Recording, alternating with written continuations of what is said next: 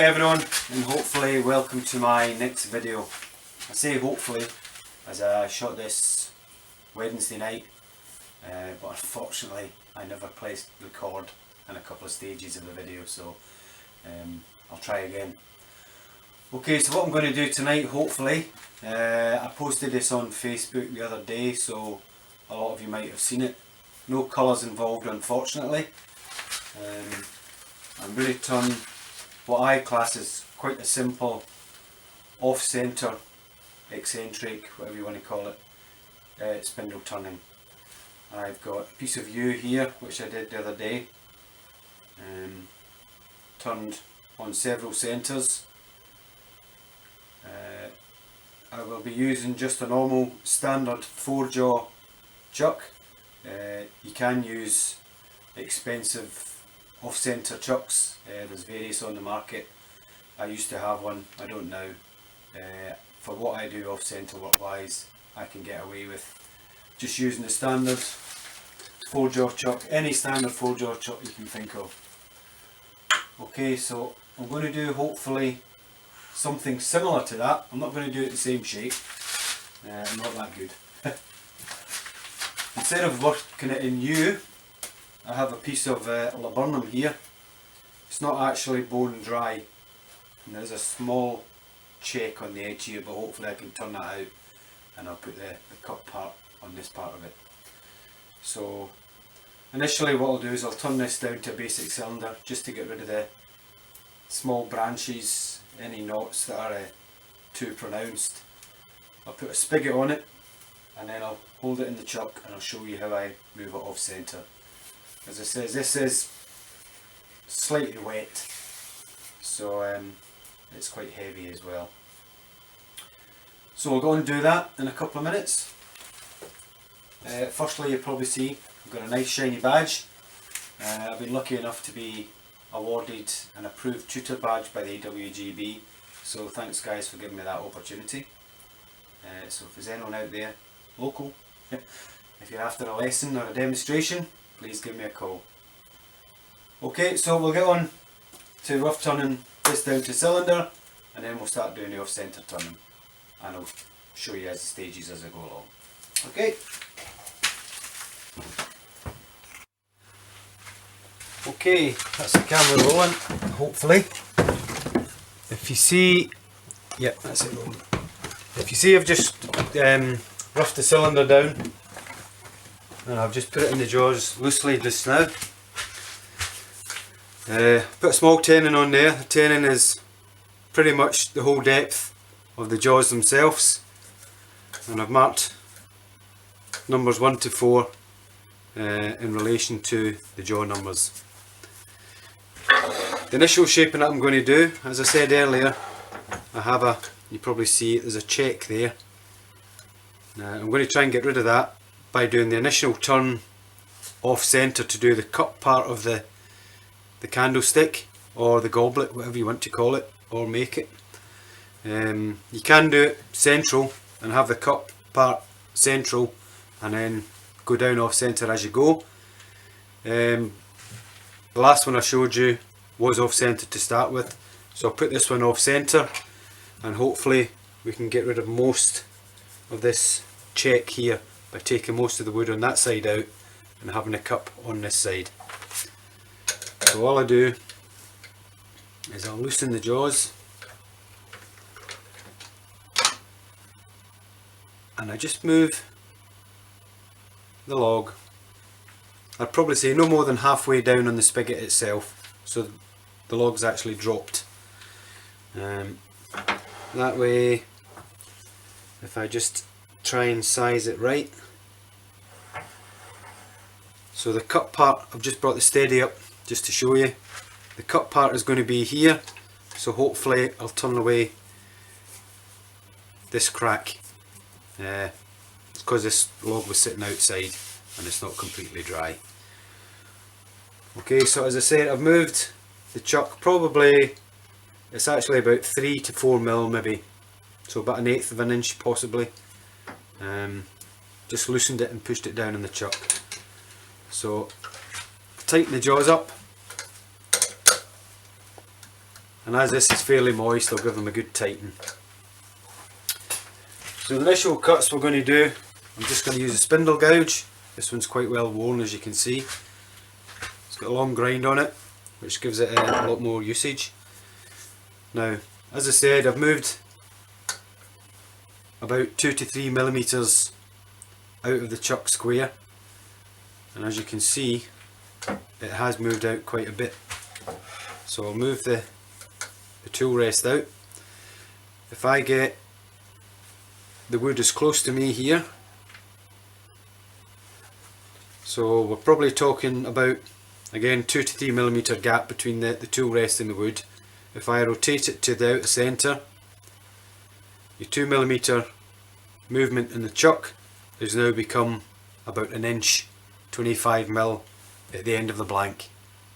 So it's quite surprising how much out centre it goes by the smallest movement in the chuck here.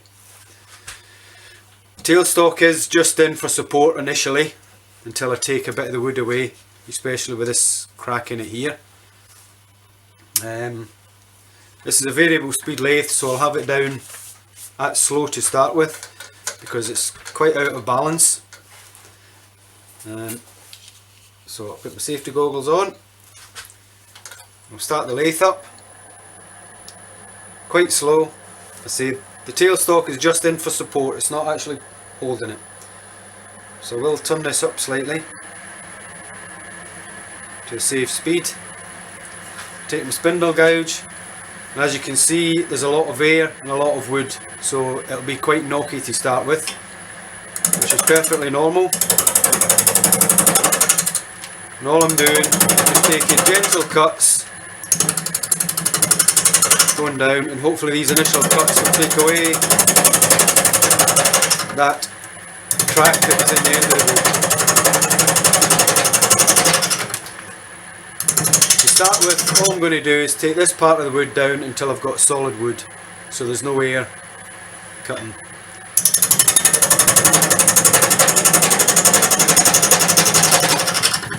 As I said, it's quite knocky, so I'll just stop the lathe and see how we're going with that crack. As you can see there, there's quite an off centre there already. Okay, so that crack that was right down the middle here is pretty much gone. Okay, so I'm just going to adjust my tool rest so that it's closer to the end that I'm working on at the moment. Hand turn again. Safety is paramount when you're doing off centre turning. I know we're meant to turn it by hand all the time. If there's one time you do turn it by hand, it has to be when you're doing off centre turning. Because as I said earlier, you go from a 2 millimeter gap to 1 inch gap. So we'll start it up again. Just put a bit of speed in, there's a bit too much vibration, so I'll just reduce it still, so it's still a bit out of balance. I was doing this the other night, I had my tools on the lathe bed, so I'll just move them because they're rattling.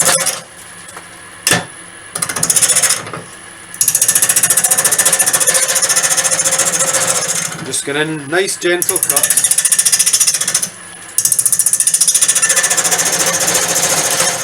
Just removing the excess timber.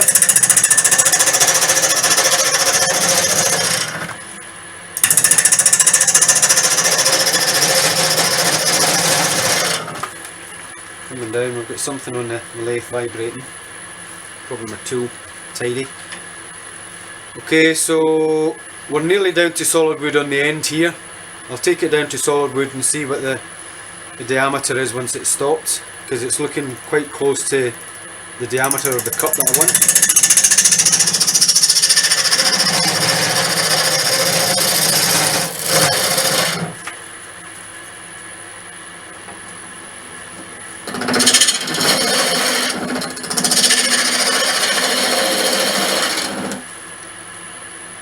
Yep, so that's looking about the right diameter for me.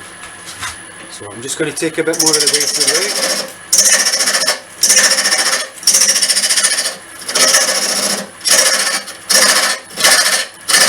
Not too much, because we might want to use some of this in the actual design of the goblet or candlestick.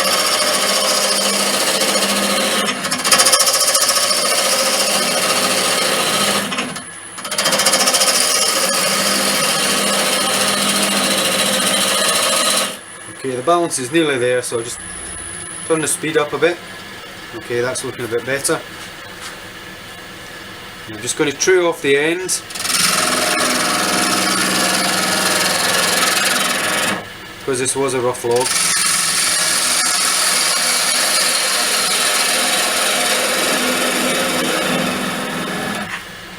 Okay, so that's nearly all the way through there. I'll do a rough shape on the cut part at the end before I hollow it out. And I will hollow it out before I go down thin here because I want a bit of strength in the wood so that it doesn't flex too much. So we'll just put a rough shape in. Nothing too fancy.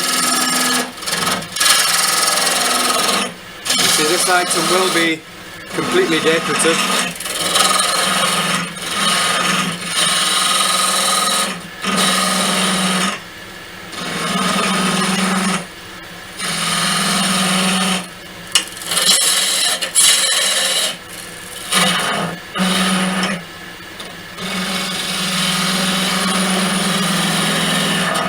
As I was saying to Temple Boy Turnings last night, this is a sobriety cup because it'll be on a tilt and you won't get a lot in it. So it is purely aesthetic rather than functional. Not to say you can make it more functional.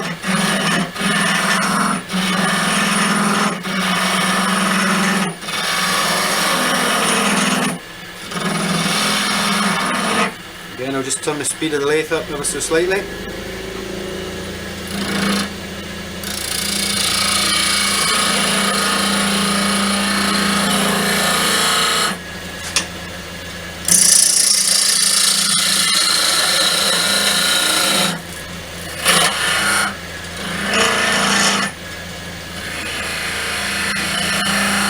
There are quite a few branches and knots in this log itself, so it might be a bit knocky as well.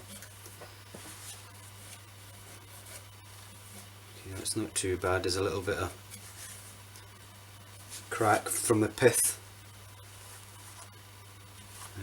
Bit of CA glue would sort that. I'll see what it's like when I hollow it out first. So to hollow it out, I'll just remove the tailstock, turn my tool rest round, and I'm going to hollow out just with the spindle gouge again. So now that the tailstock's away, there's no support, I'll turn the speed down again to start with, and then just take it up slowly to see how it holds.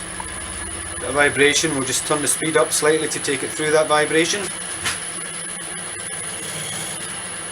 Not too bad. And all I'm doing with the spindle gouge is plunging in, and I'm just using my fingers as a fulcrum and just arcing round. Okay, so that's quite a boring bit, so what I'll do at the moment, I'll turn the camera off while I hollow out the cut part, and then I'll go back onto reshaping.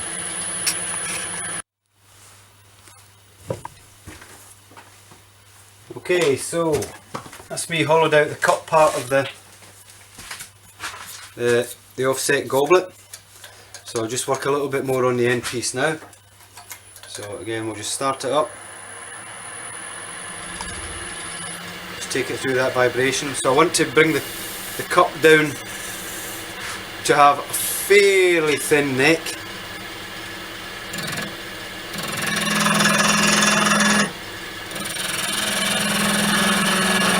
And then I'll just have like a transition piece from the neck down to the first time that we move it off centre, or the second, because obviously, as I said, we started off with it off centre to get rid of that crack.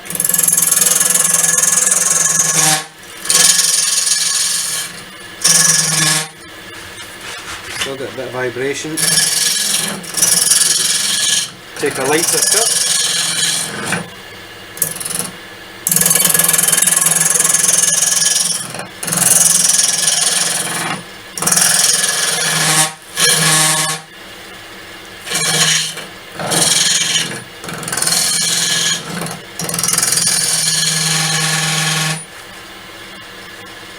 Where that vibration is coming from, but we'll just work around it.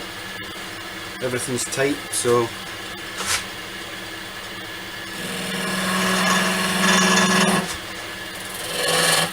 Right, so just rounding over the bottom of the goblet.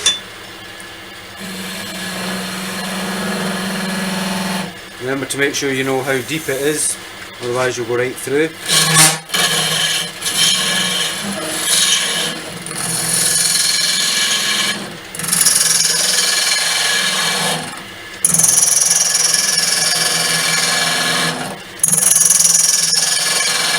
Just give myself a bit of room to be able to thin the neck.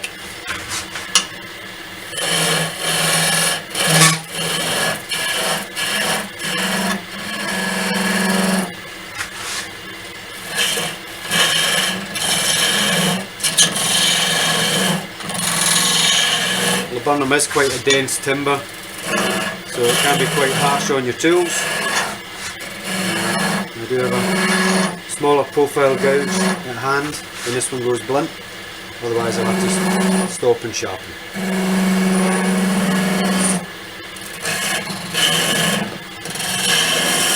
I'm just making the initial detail at the bottom of the cup end first, nothing too fancy.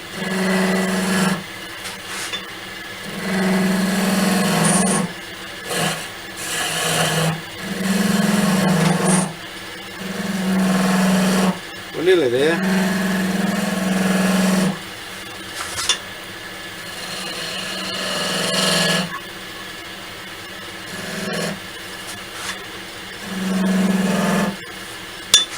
Okay, move a bit more of this waste wood.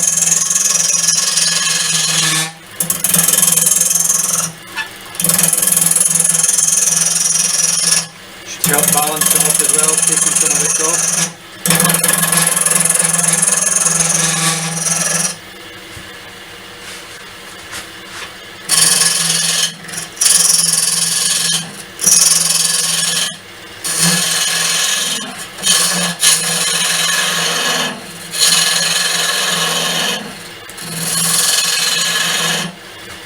So I'm hopefully just going to do it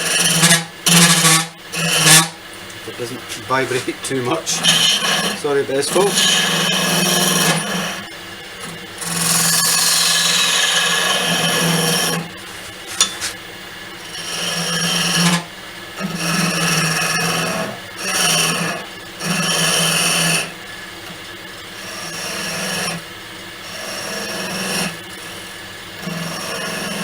Okay, we're nearly at the thickness I want, hopefully. Obviously I don't want it looking too thick, so I'll play it by ear.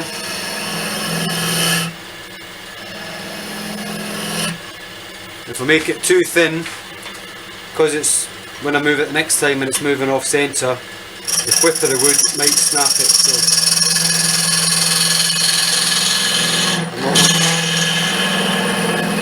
I'm not wanting it too thin at this point here. So I'm just going to have a long shallow slope on this side now.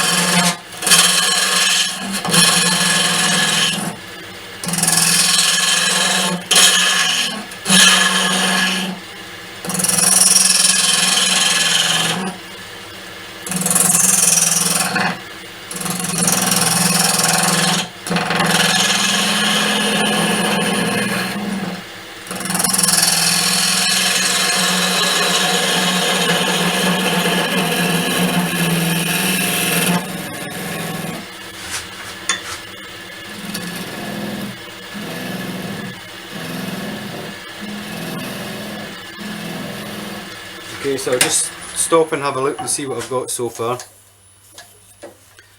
Okay, it's not too bad thickness wise here. We'll keep this slope here. You can see there's a pith going through there.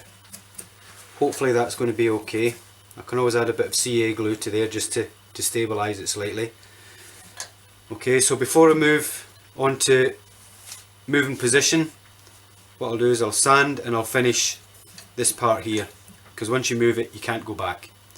Okay, now we all hate sanding, and it's quite boring to watch, so again I'll switch the camera off, sand it, and I'll finish it. I'm going to finish it just while I'm sanding it with a bit of soft wax.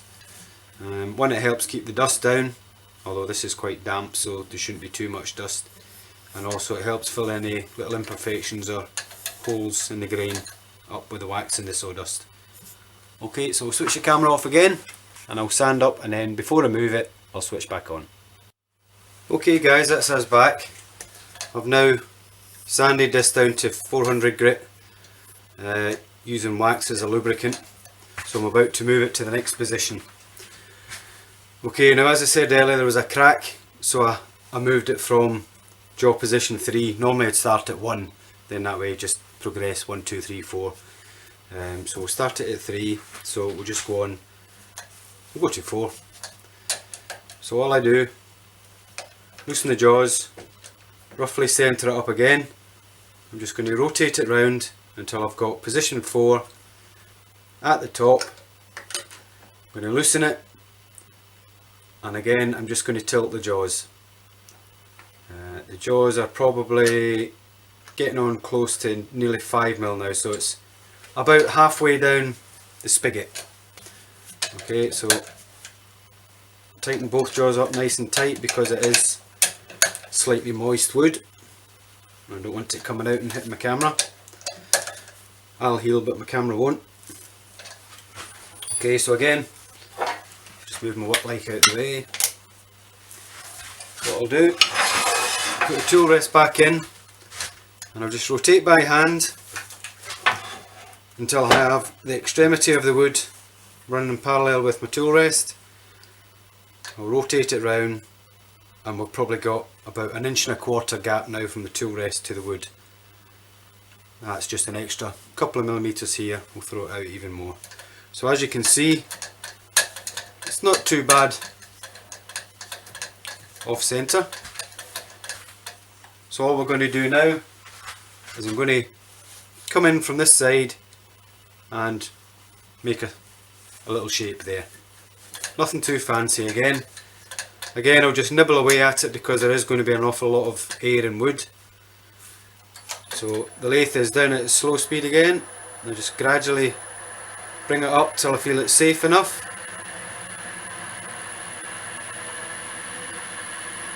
Okay, about there, it's just starting to vibrate the lathe.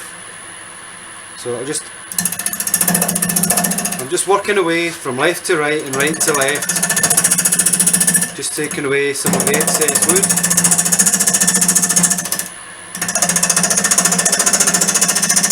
Just nice gentle cuts, remember, because you are cutting a lot of air at the moment. There's an awful lot of wood and air shadow as you're looking down onto the timber itself. Apparently if you put a piece of red paper under here, you can see the shadow better, and better than a bit of white. For some reason red shows it up the best, I've been told. I don't tend to do that. That's probably why my eyes are going funny. Okay, so gradually just working my way left and right and down and in. What I'm looking for basically at the moment is the extremity on the right here. I'm going to stop it every now and again and make sure I've got a nice, clean, precise cut. I can just show you that there now. We're starting to get it at this part here, but we're still on waste timber. So we'll just carry on down. It can be quite a slow process, having to stop and start all the time. It is worth it in the end. Or I think so anyway. And again, when I'm turning, I'm looking at the horizon of the wood up here, so I can see the shape better than actually looking down to the rest side.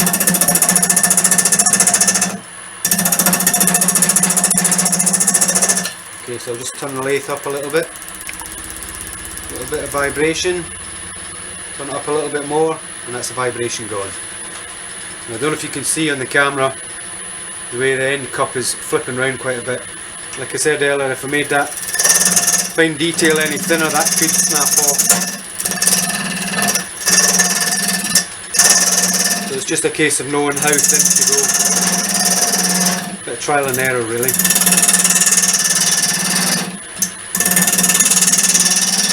It's always good to wear a full face mask when you're doing this sort of turning. Obviously if I had one on, you wouldn't hear me properly, so I've just got my safety specs on. I have done this a fair few times and I've never had one come off, so I am confident. Touch wood. Yeah.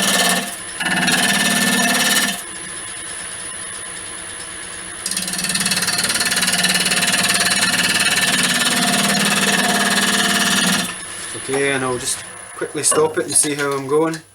Okay, we're getting a nice sharp finish there. We've still got quite a way to go on this side, which is not a problem. I'll just take some of this waste away.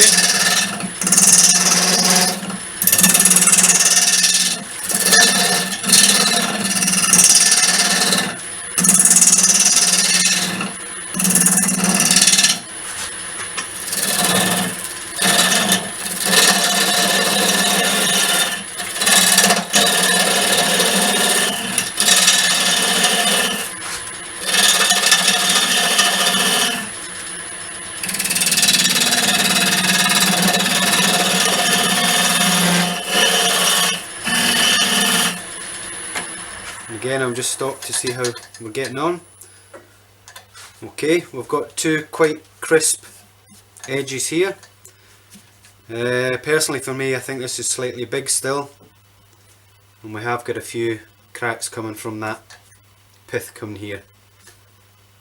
I will be able to sort that out with a bit of CA, and I'll probably have to as well, because I don't want to ruin it, because it's a nice piece of timber.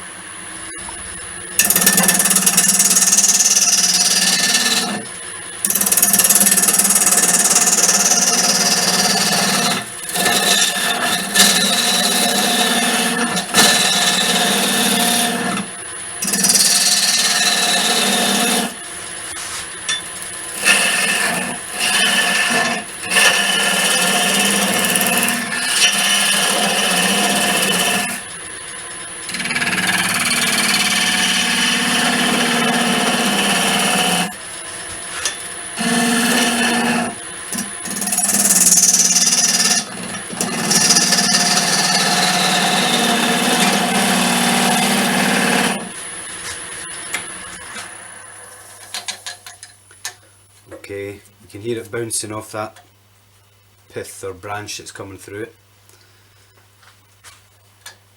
Okay, we're still quite a bit thicker than I'd normally like here. So I'm going to take this down even more.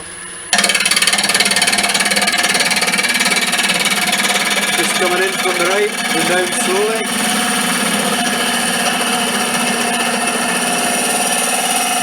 Okay, that felt a little bit better.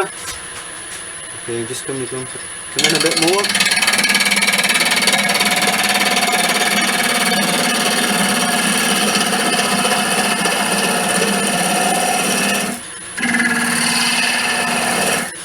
Okay, let's stop and have a look again. Okay, it's starting to get a bit better now.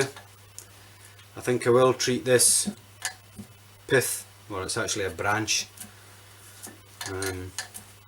Yeah, I will put a bit of super glue on there, or CA, just to stop it from splitting, because this will be a right bonny piece of wood when it's finished.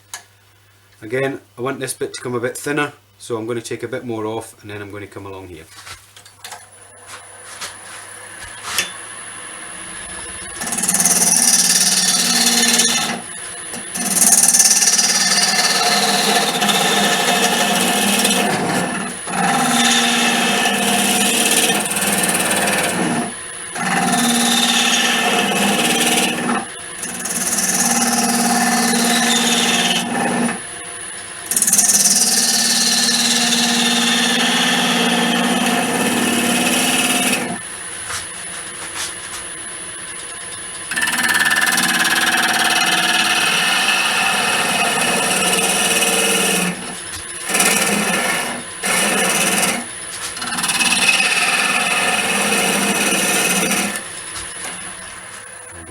a quick look.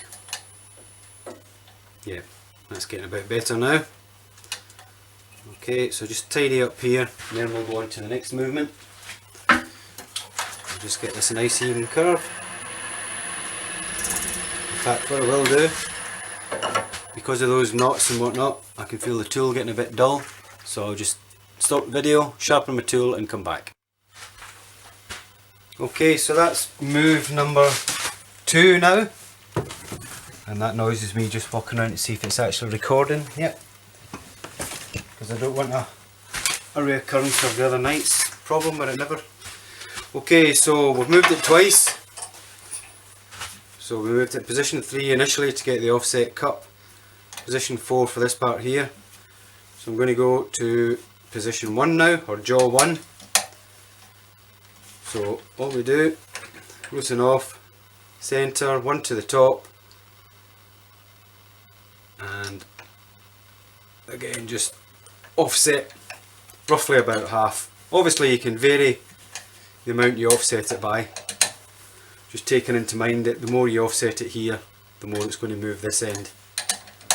And obviously you don't want to do it too much here because you'll end up with no wood holding at one side and it could come flying off. Okay, so as you can see I've sanded and waxed here.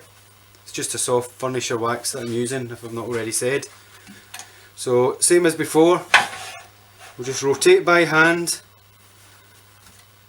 until we have the smallest gap possible,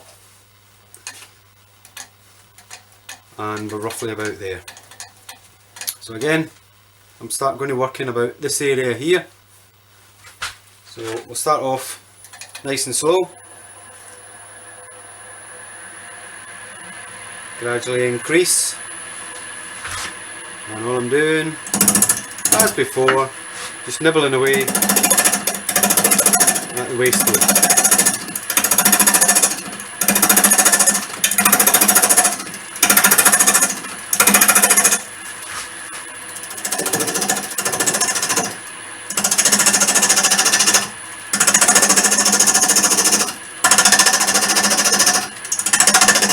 Slowly down.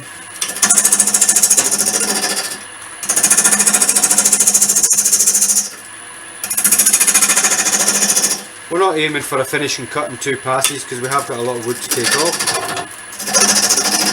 No rush whatsoever. Nice and slow. As the timber gets more balanced, you can speed it up. And that's about as fast as I need to go just now.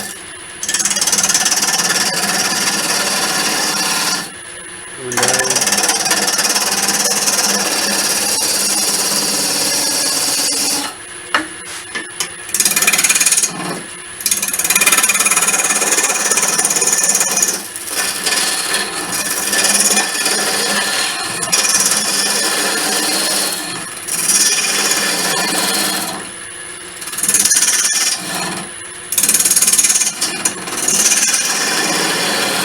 thinking we'll maybe do a wee ball or a bead or something in the middle here.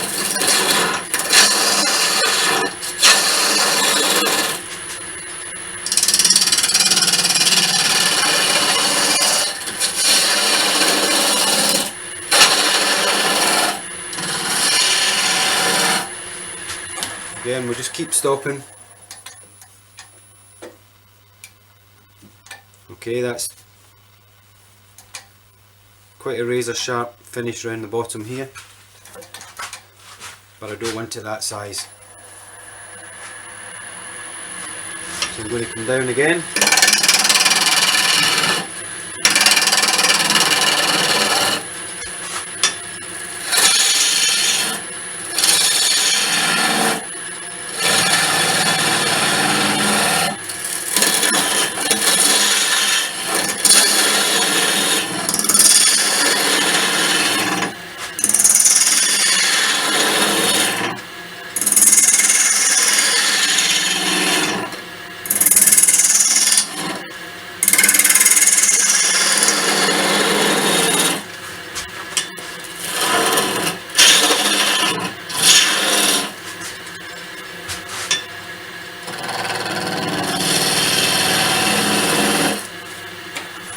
see where I'm going with it. Okay, it's not too bad. It's still a bit large for my liking there, but hey, it's not a problem. Okay, I'm going to just move my rest up here so I can get closer to this part and away from here. I just want to concentrate on getting a nice shape.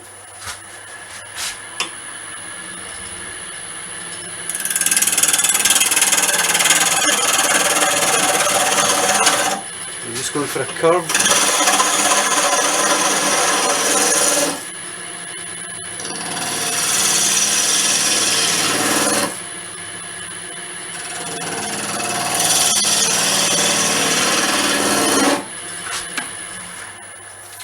Sorry, but this video might be quite a long one, just due to the amount of times I have to stop.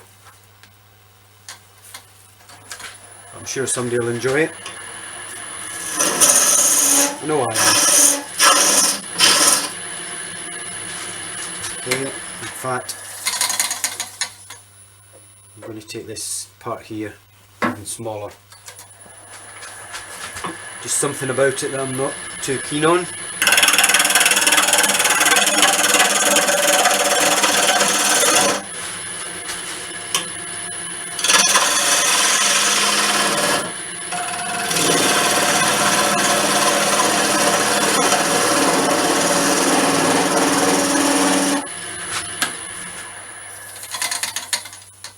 Okay, it's a little bit better, a bit smaller.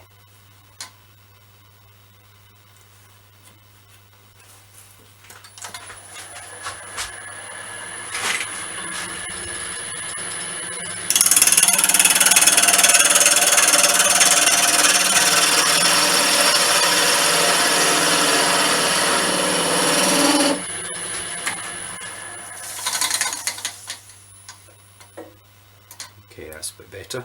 So I'll go for some sort of bead or ball in the middle there.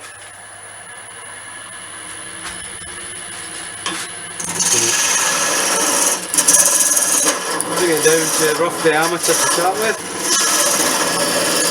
Or the ball or bead that I want.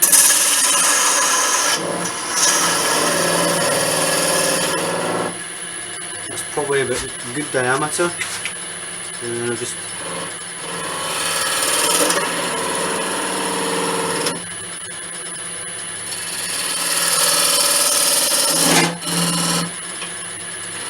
leaf bit on this side.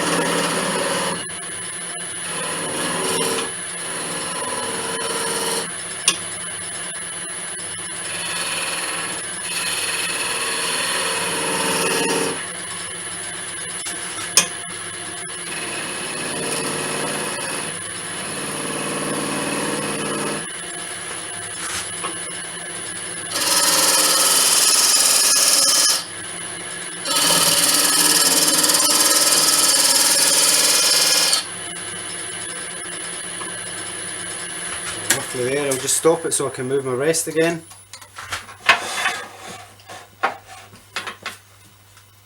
Remembering, of course, to hand turn the piece before you start your lathe up again, because it does go everywhere.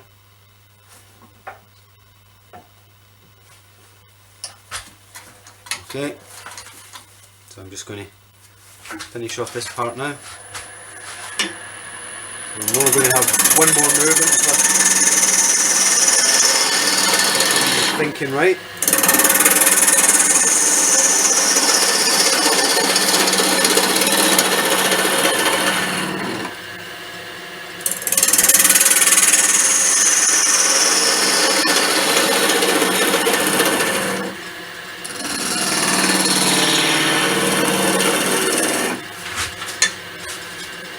Break this down slightly.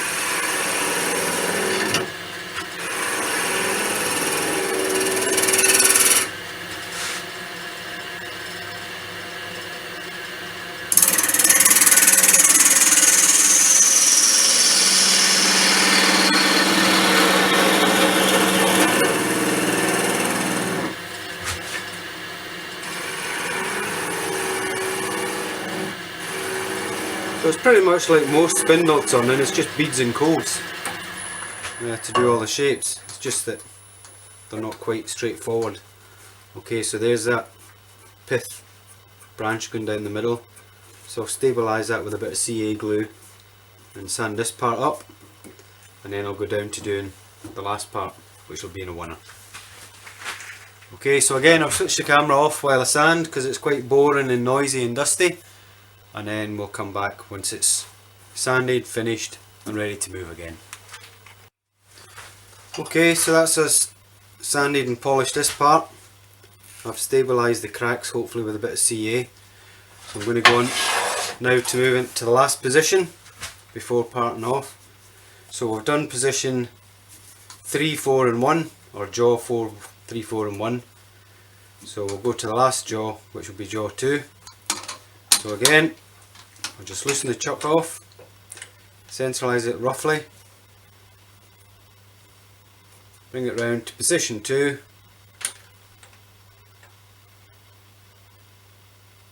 and see if we can be a bit adventurous and move it just a little bit more.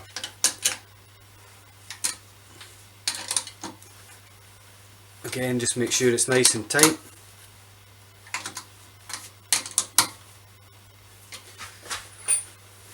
And as before, rest in,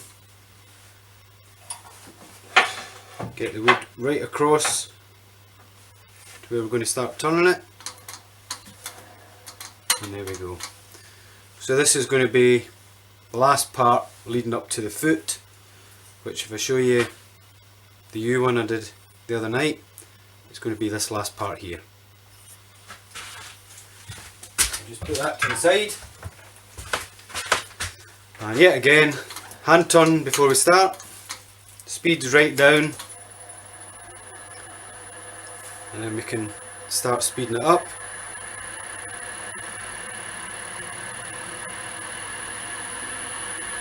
Just nice and slowly. Okay, I could just feel the vibration starting there. So again, there's not as much air wood or free wood, whatever you want to call it, to take off now because we've only moved it probably about 6-7 millimeters now at the very most.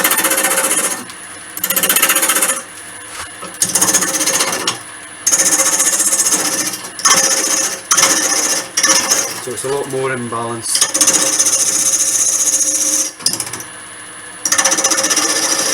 Again, I'm still just taking it down a small bit at a time.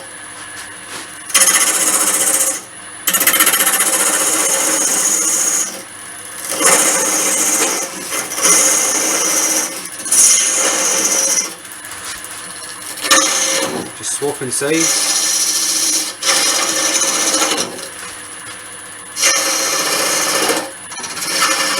And again, with all those branches and knots, you can feel the tools blunting off. So if I put it to the side, I have another one. It's a smaller section, it's only a 3/8, but it's sharp.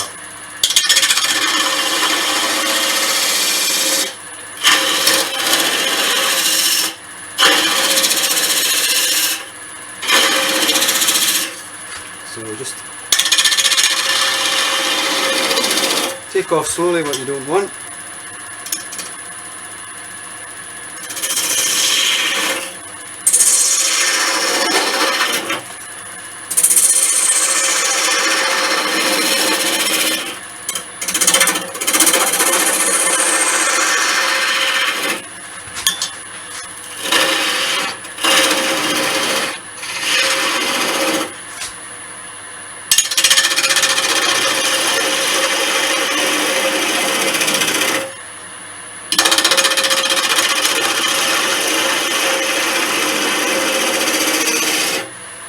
Again, just keep stopping, checking on your shape. Okay, in this particular one, these three portions here are almost similar in size. Slight different shape on the top one, but that's not too bad, so we'll keep them similar sizes on this. I was going to take this one smaller, but we'll just leave it.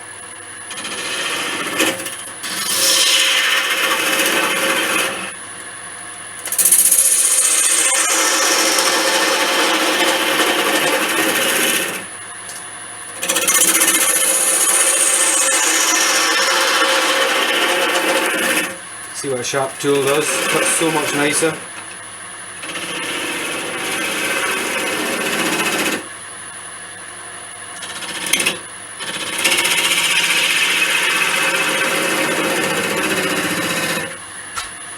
I'll just stop and have a quick look again, see how I'm going on. Okay, just a little bit more I think. Again, we've got this pith right down where the thin part is, so I've got to be careful, and I will stabilise that again.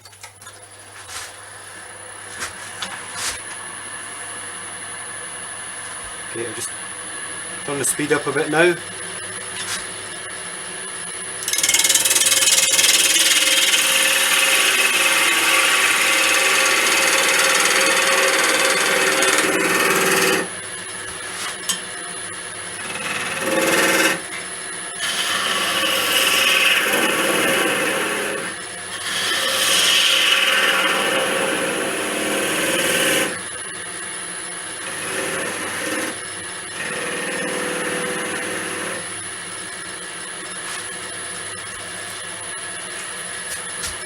Okay, so I'll just put a small quirk on there.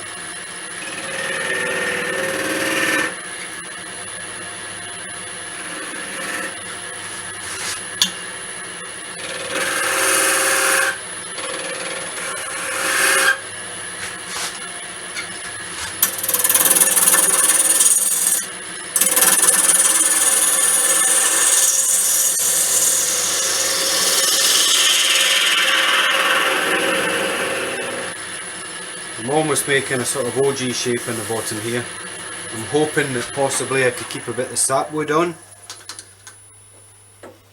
just to show the contrast in the dark and the light. It's looking like we might be able to manage it.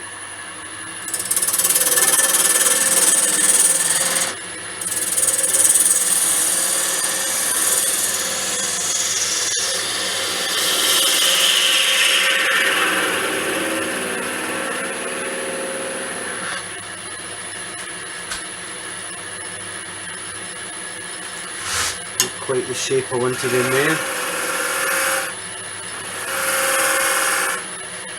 A bit better.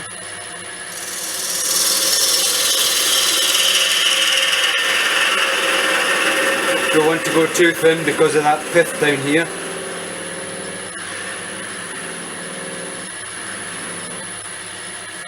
So I'll just have a quick look at that. Okay, that's not too bad.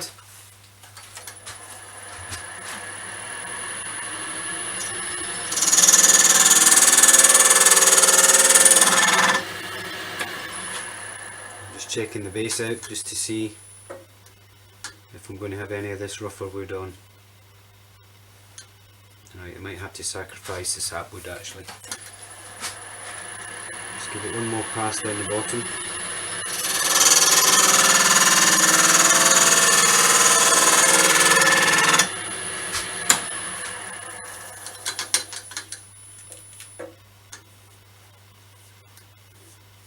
Okay, that's not too bad.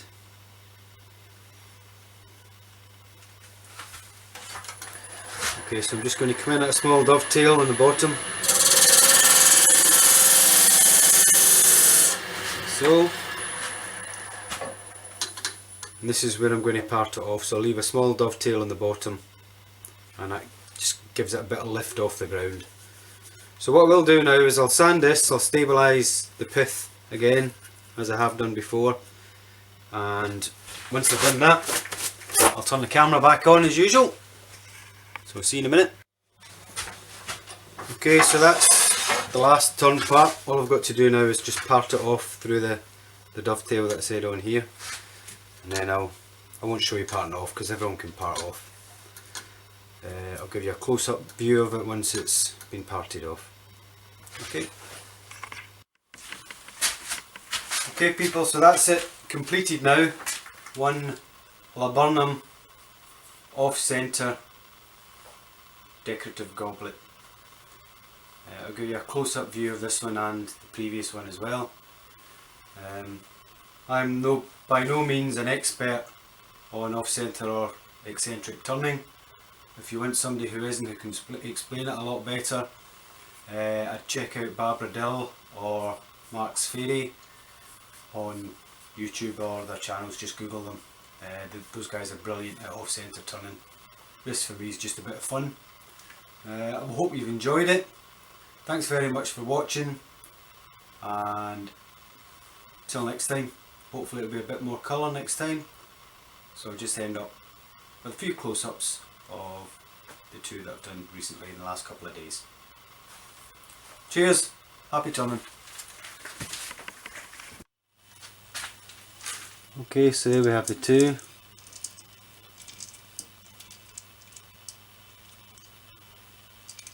The one on the left now is yew, the one on the right is laburnum.